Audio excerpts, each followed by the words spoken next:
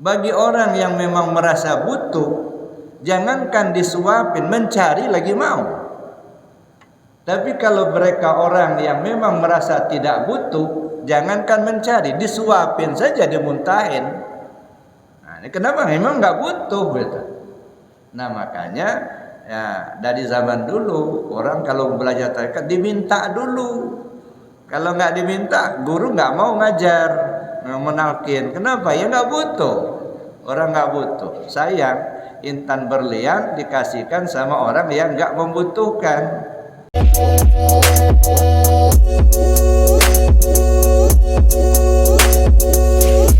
Ibarat buah itu ada kulit, ada isi, ada rasa. Kalau al-Islam itu menjadi ilmu syariat itu ibarat kulit. Jadi kenapa disebut ibarat kulit? Karena itu yang terlihat di amaliyah syariat itulah yang terlihat, yang dilihat mata, yang didengar telinga. Makanya ruang lingkup syariat itu semua ucapan dan perbuatan. Sedangkan iman itu ibarat isi, maka isinya juga harus bagus. Jangan sampai kulitnya yang bagus tapi isinya tidak bagus. Apalagi kalau tidak punya isi. Sedangkan iman itu ihsan itu ibarat rasa. Jadi kulit, isi dan rasa. Barulah kita bisa menikmati sebuah biji buah, ya, suatu biji buah kalau sudah sampai ke rasa, di kulit, isi dan rasa. Jadi kulit itu penting dalam posisinya. Dan isi juga sangat penting dalam posisinya. Makanya istilah saya, kulit membungkus isi, isi menyimpan rasa. Akan tidak terasa nikmatnya kalau hanya kulit saja. Syariat itu ibarat kulit, karena itu yang terlihat. Maka menjadi tidak terasa nikmatnya kalau hanya kulit saja. Bagus kulit, tapi kalau isinya kosong, nah, kita nggak ada yang kita bisa nikmati. Karena itu tiga-tiganya harus simultan. Ada kulit, ada isi, ada rasa. Begitulah dalam kita beribadah. Ada kulit, ada syariat. Haji secara syariat. Berangkat betul kita ke tanah suci. Melaksanakan amaliyah yang sudah ditentukan dalam ajaran syariat Islam. Bagaimana memakai ihramnya, kemudian bagaimana tawafnya, bagaimana sa'inya, wukufnya, jamaratnya, dan hal-hal lain yang ada kaitannya dengan ibadah haji secara syariat. Maka kita sangat perlu untuk memahami rentetan ibadah haji secara syariat, tetapi juga kita perlu memahami makna-makna yang terkandung di dalam manasik haji itu sendiri. Kalau saya tidak salah itu sudah beberapa waktu lalu sudah pernah kita bahas tentang makna daripada manasik haji itu. Saya sudah katakan bahwa untuk mendapatkan mabrur tidak hanya dibutuhkan sah secara hukum, tetapi terpahami makna dan teraplikasikan dalam kehidupan kita. Apa makna daripada ihram? Apa makna pada tawaf? Apa makna sa'i?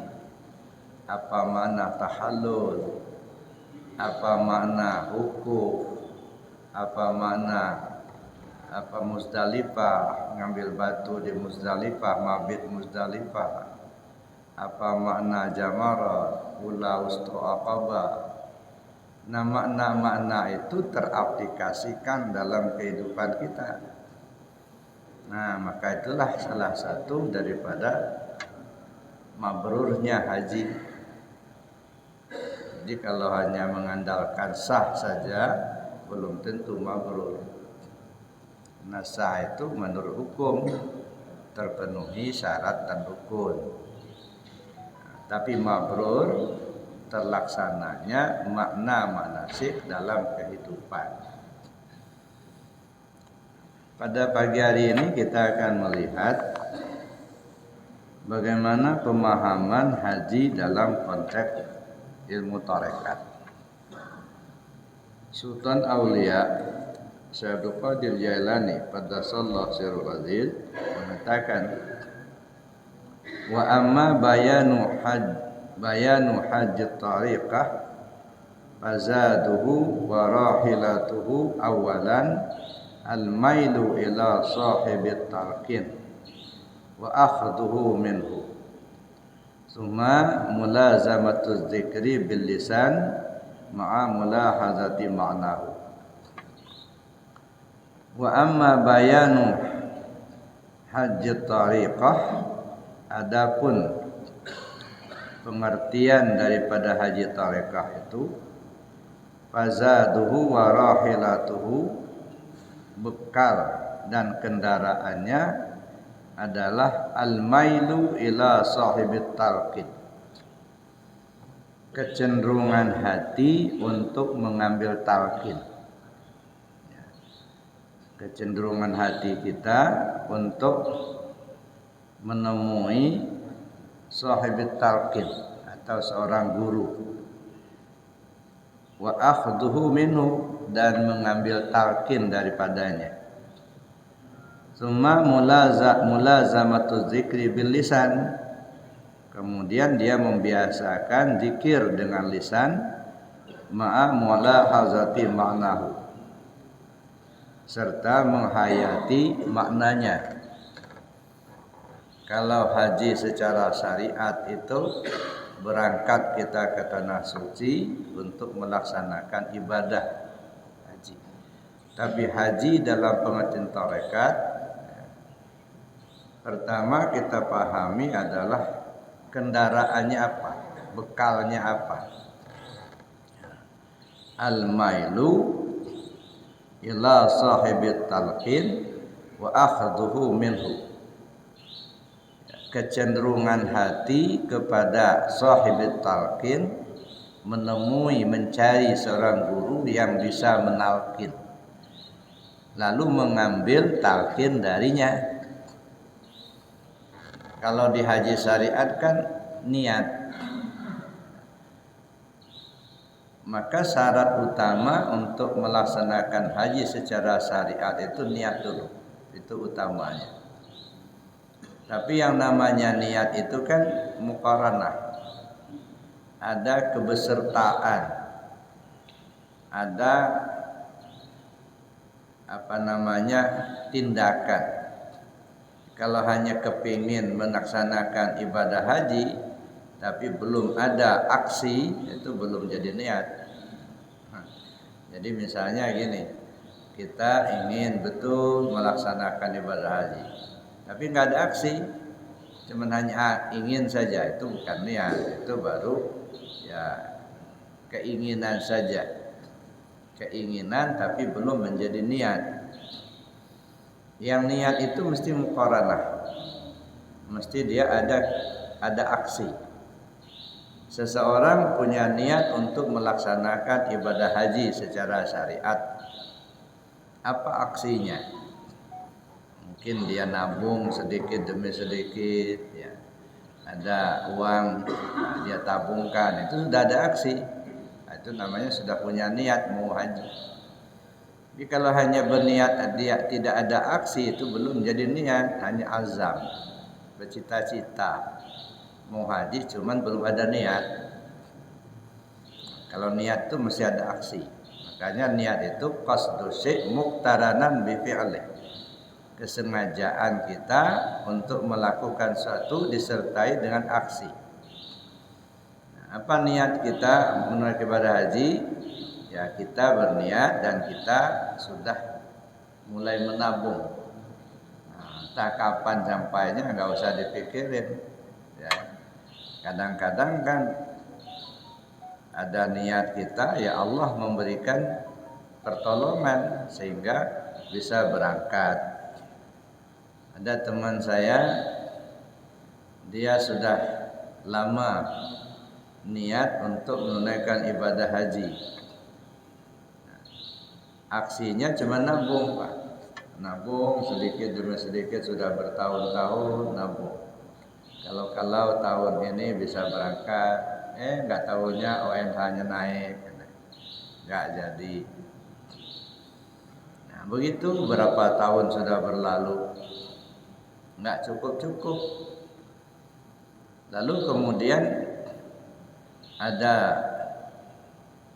tetangganya melaksanakan pernikahan anaknya. Nah, si kawan saya ini diundang, jadi menghadiri walimatul urus. Datanglah dia. Nah, pada saat undangan ketemulah teman yang sudah lama berpisah. Dulu masih sama-sama SMA, masih sama-sama sekolah. Tapi setelah tamat SMA, masing-masing sudah mencari jalannya sendiri-sendiri. Sudah 30 tahun nggak pernah ketemu. Nah, ketemulah di tempat walimah itu. Nah, ngobrol-ngobrol lah. Rupanya kawan yang dari SMA ini dulu, dia sudah jadi pengusaha di Jakarta. Alhamdulillah usahanya berhasil. Nah, ketika pertemuan itu kawannya ini nanya, ya, kamu sudah haji belum? Kata kawan saya ini belum. Katanya. Ada niat enggak kamu menunaikan haji? Nah, kalau niat sudah lama. Ya. Apa yang kamu lakukan? Ayah saya ya karena ekonomi yang terbatas, saya hanya bisa nabung sedikit demi sedikit. Udah berapa duitnya? Udah cukup belum? Ya belum cukup katanya. Ya, sampai sekarang belum cukup. Udah 7 tahun nabungnya belum juga cukup.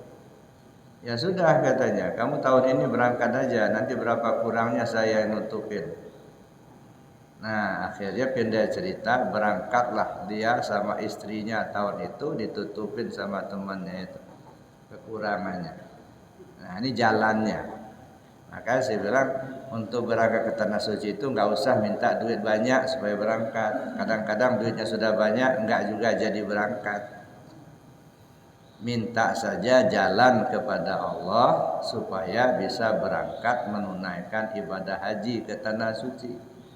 Apa jalannya terserah Allah. Nah, minta jalan aja.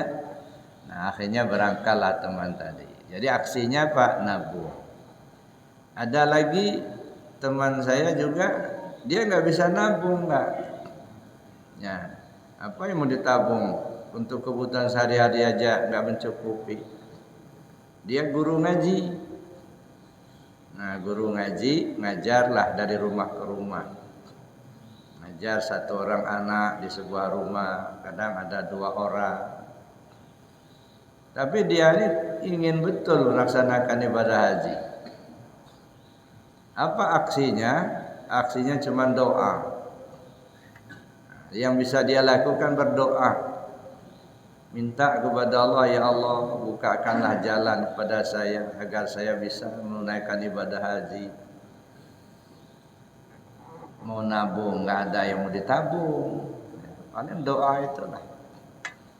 Kadang dia baca Yasin, dia banyak baca solawat kepada Rasul, minta kepada Allah supaya bisa menemukan jalan agar bisa melaksanakan ibadah haji.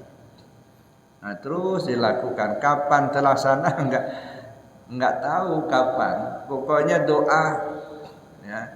Kalau sudah sholat, kadang-kadang sudah sholat tahajud, begitu minta ke Allah, ya Allah, tunjukkanlah jalan bagi saya agar saya bisa berangkat ke tanah suci menunaikan ibadah haji. Nah, itu juga bertahun-tahun dilaksanakan itu. Dia nggak tahu kapan akan terlaksana, pokoknya itu aja. Aksinya cuma doa. Dalalahnya sudah berapa tahun berlalu, pada satu hari, pada satu sore, dia ngajar seorang anak ya, pada satu rumah. Yang diajarin cuma satu orang anak. Nah, selesai ngajar anak itu, ngajarnya ngajar Al-Quran, baca Al-Quran. Saya ngajar, rupanya bapak yang punya rumah itu sudah nunggu di ruang tamu. Pak Ustadz, sini dulu Pak Ustadz, kita ngeteh dulu katanya. Nah, rupanya air teh sudah disiapkan sama pembantu. Nah, begitu Ustadznya duduk, sang bapak nanya, Pak Ustadz, kamu sudah haji belum? Belum Pak. Ada niat enggak mau berangkat ke tanah suci? Kalau niat sudah lama Pak, cuman belum juga terlaksana. Nah, begini kata si bapak, alhamdulillah kalau saya katanya sama istri saya sudah beberapa kali ke tanah suci. Sudah 7 kali berulang-ulang ke sana, baik haji atau umroh. Nah, tahun ini rencana saya mau berangkat juga ke tanah suci melaksanakan ibadah haji. Waktu itu belum sampai seperti sekarang, Pak. Waktu itu tahun itu daftar, tahun itu juga berangkat. Pikiran saya, kata si bapak ini, tahun ini mau berangkat lagi sama istri saya. Tapi saya pikir-pikir, saya kan sudah pernah ke sana. Mungkin ada baiknya kalau orang lain saja yang berangkat, nanti saya yang biayainya. Kalau Pak Ustadz mau katanya, ya nanti saya yang biayainya. Gimana Pak Ustadz, siap nggak berangkat haji tahun ini? Diam, nunduk aja si Ustadznya. Ditanya lagi sama si bapak, gimana Pak Ustadz, siap nggak? Nunduk, nggak jawab.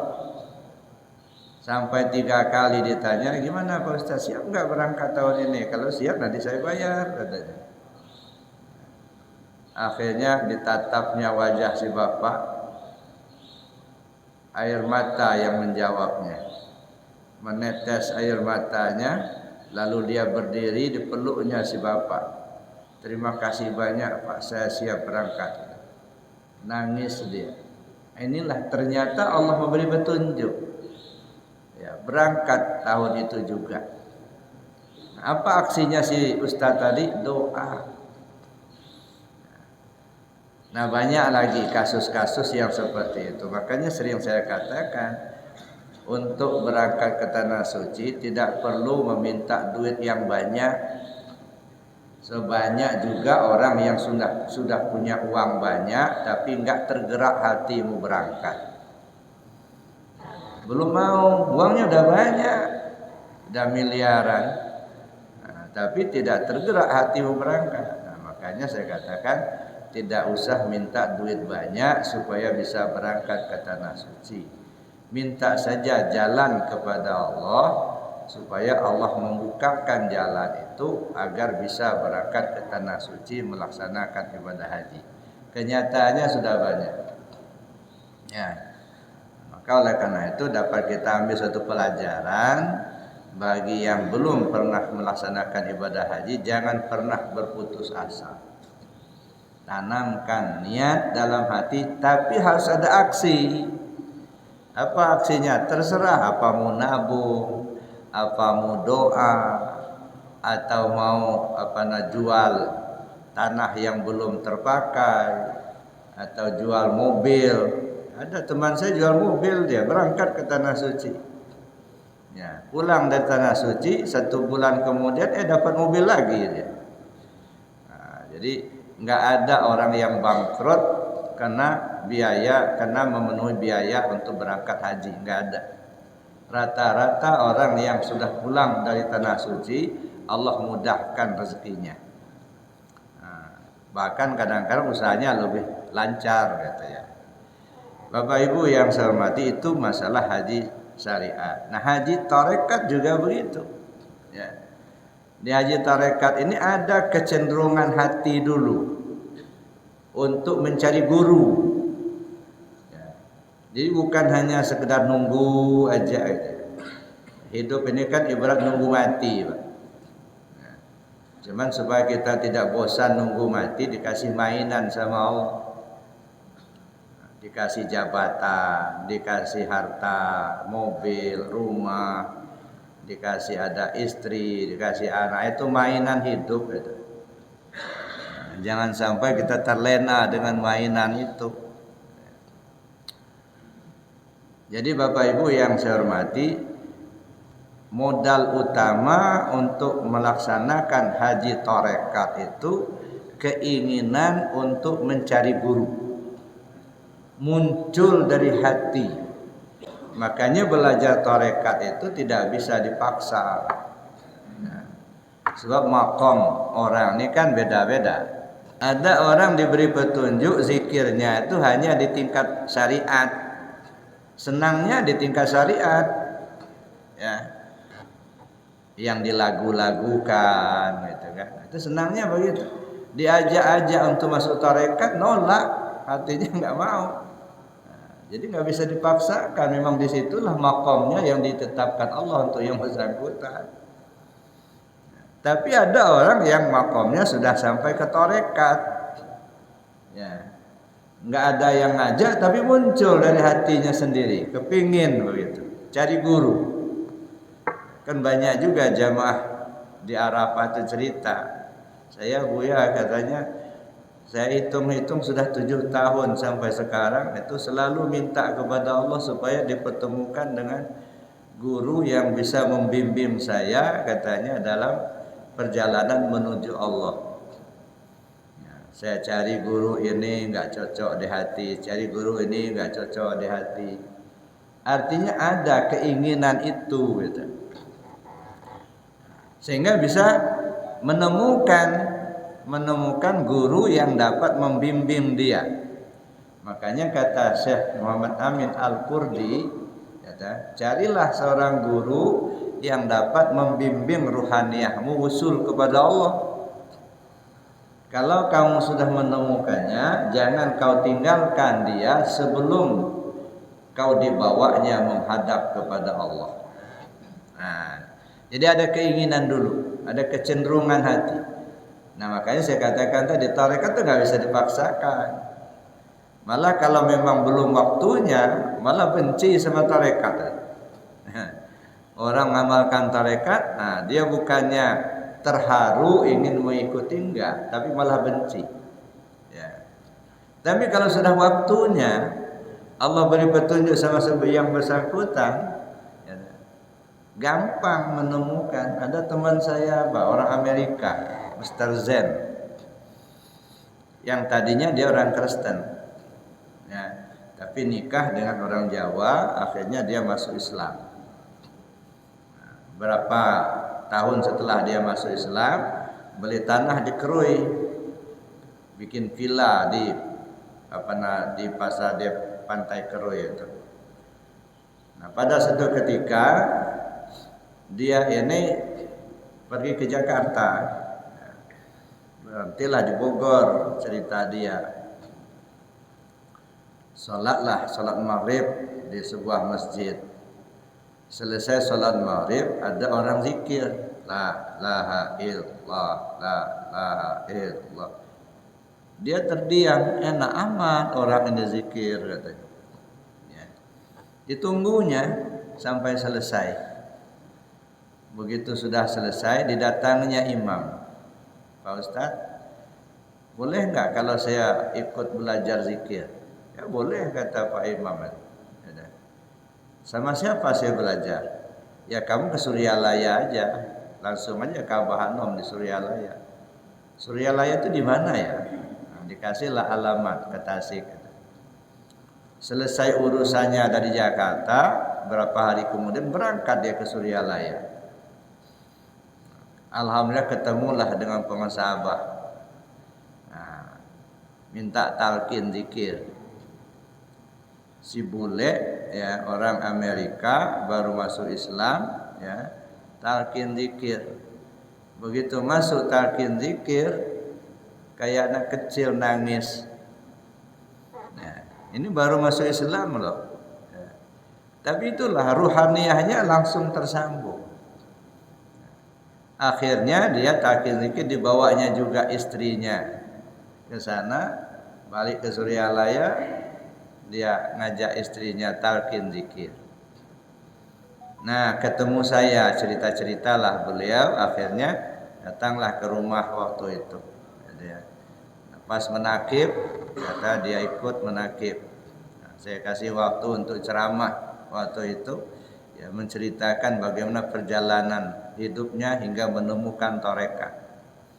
Nah, sebagai motivasi bagi jamaah.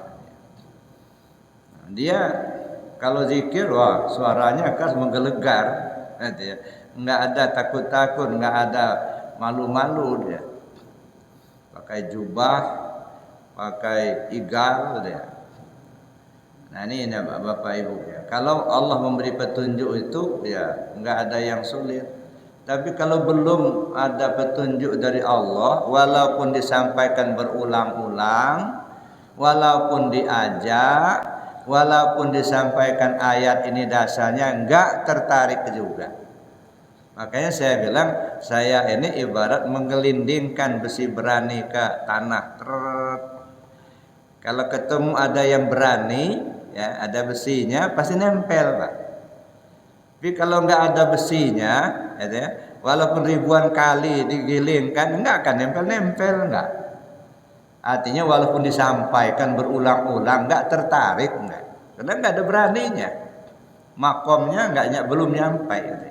Nah, jadi itu. Jadi modal utama untuk haji tarekat, haji dalam pengertian tarekat, kecenderungan hati untuk mencari guru yang ahli talqin, sahibut talqin.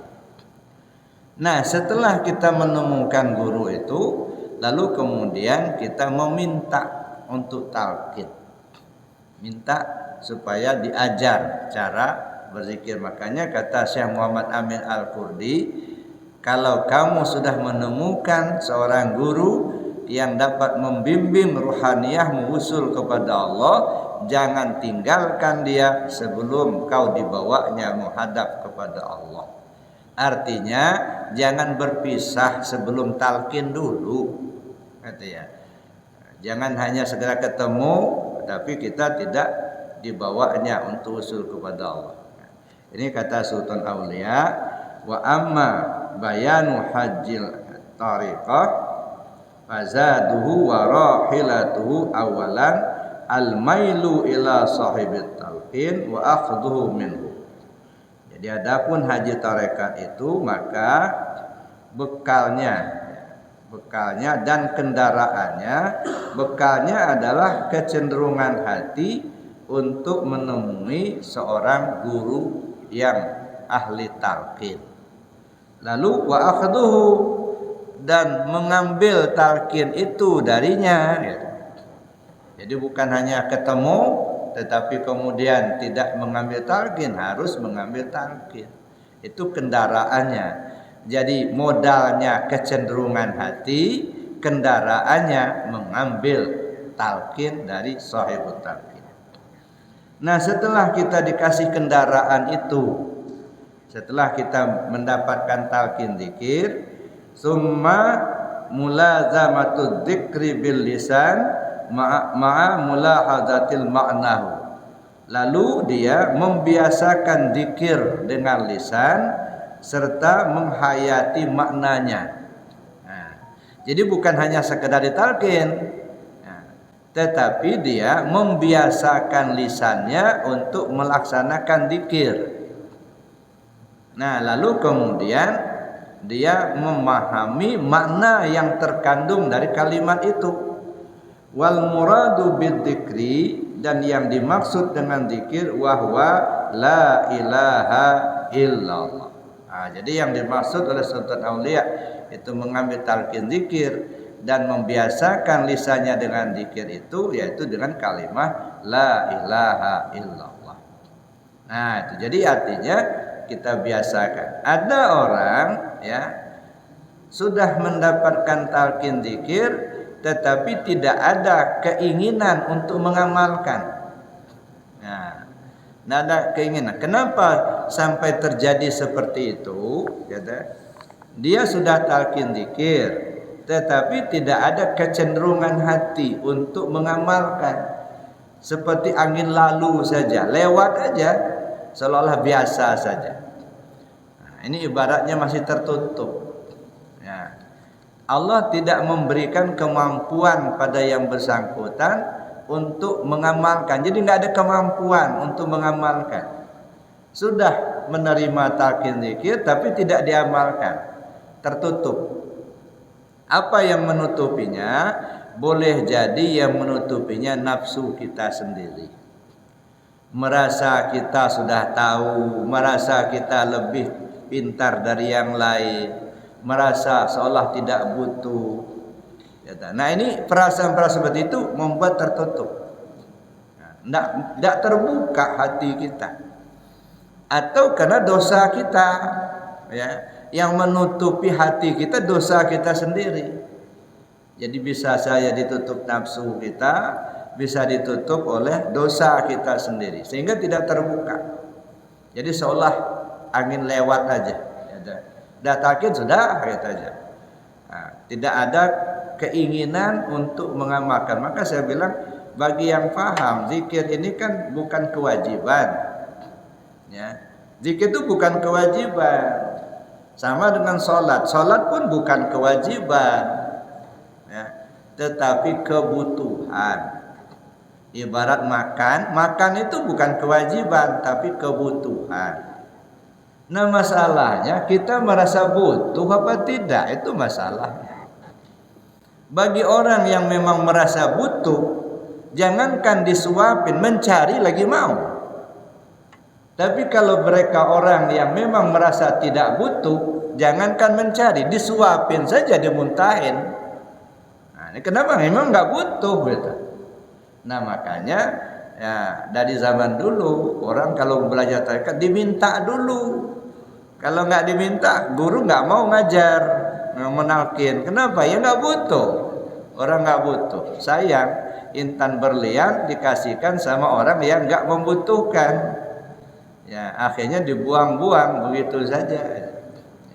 Itu. Jadi Bapak Ibu yang saya hormati, jadi setelah kita mengambil talqin sebagai modal utamanya atau kendaraannya, kemudian mulazamatu dzikri bil lisan.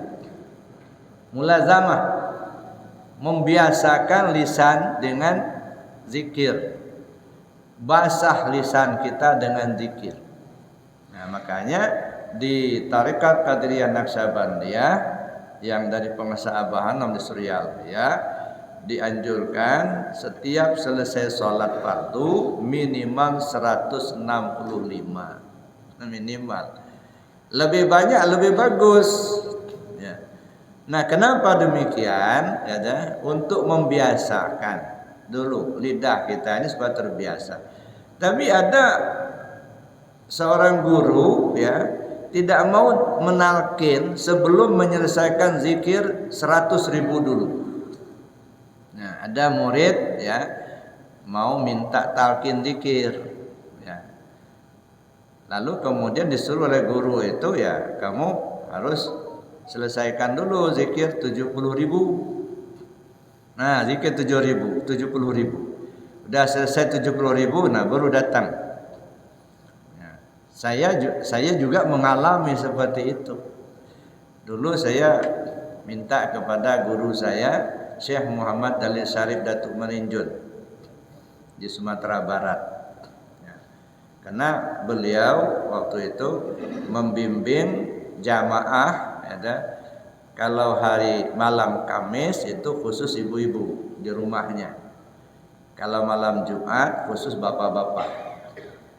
Itu berjalan tuh bertahun-tahun. Ya, penuh rumah beliau. Nah, saya waktu itu datang, minta ke Buya, Buya saya ingin mau ikut belajar zikir. Kata Buya waktu itu, apa betul kamu mau belajar zikir? Iya Buya. Coba kamu istikharah dulu. Ya, Buya kasih waktu 3 hari. Ya, coba sholat istikharah dulu. Kalau betul mau belajar zikir, nah nanti lapor ke Buya. Kalau sudah selesai sholat istikharahnya selama 3 hari. Begitu sudah selesai, ya saya datang hadap kepada Buya. Ya Buya, saya kuat hati mau belajar zikir Buya. Ya sudah, begini, kalau kamu betul mau belajar zikir, kamu selesaikan ini dulu. Belum talqin Pak. Ya, baca Yasin 41 kali, selawat 1000 kali, baca Al-Ikhlas 1000 kali. Selesaikan dulu itu. Nanti kalau sudah selesai, nanti lapor lagi ke Buya. Dah dilaksanakanlah. Nah, berapa hari kemudian selesai. Ya, lapor ke Buya, Buya udah selesai Buya. Jadi betul mau belajar zikir. Iya Buya, nanti gabung aja dulu malam Jumat besok katanya. Datang saya. Belum target ngikut aja. 3 bulan Pak, ngikut tiap malam Jumat ngikut, belum talqin. Nah, akhirnya beliau lihat kesungguhan, hanya dipanggil. Ini. Nah, barulah ditalqin zikir. Jadi artinya enggak gampang, Pak. Tapi dengan susah mendapatkan, begitu sudah mendapatkan terasa berharga. Terasa sangat-sangat berharga. Beda dengan orang yang mudah mendapatkan. Cuman dengar pengajian, datang ada wakil talqin, ngikut nimbrung. Tapi enggak ada di hati. Akhirnya lewat begitu saja. Enggak ada pengamalan, enggak. Karena memang enggak ada niat gitu ya. Nah, jadi itu Bapak Ibu. Jadi modal pertama kecenderungan hati mencari guru. Setelah bertemu mengambil talqin zikir. Itu kendaraannya. Setelah kita mendapatkan kendaraan itu, mulazamatul lisan bidzikri la ilaha illallah. Membiasakan lidah dengan zikir, dengan kalimah la ilaha illallah. Kemudian juga ya menghayati makna, mulahazati makna. Jadi memahami, menghayati makna yang terkandung di dalamnya.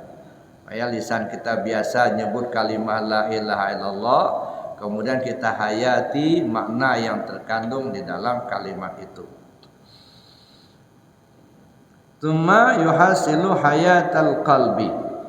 Kemudian dengan zikir itu akan menghasilkan hidupnya hati. Hidup hati kita dengan ingat kepada Allah.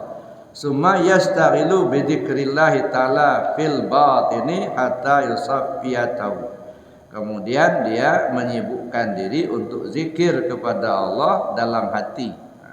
Jadi sudah terbiasa lisan kita menyebut kalimat la ilaha illallah, lalu kemudian kita biasakan hati, hidup hati kita dengan zikir kepada Allah terus menerus, sehingga hati kita selalu ingat kepada Allah. Tapi awal mulanya jalankan zikir la ilaha illallah terlebih dahulu.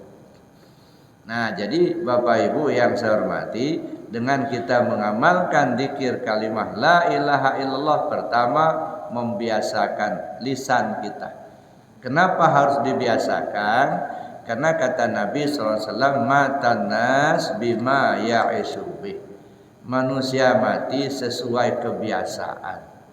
Nah, kalau lisan kita ini sudah terbiasa menyebut la ilaha illallah, insya Allah mau meninggal pun dengan kalimah la ilaha illallah. Kalau kita meninggal dengan kalimah la ilaha illallah, apa kata Nabi? Man qala la ilaha illallah akhiru kalamihi dakhalal jannah. Siapa orang yang mengucap la ilaha illallah di akhir kalamnya, dia masuk surga.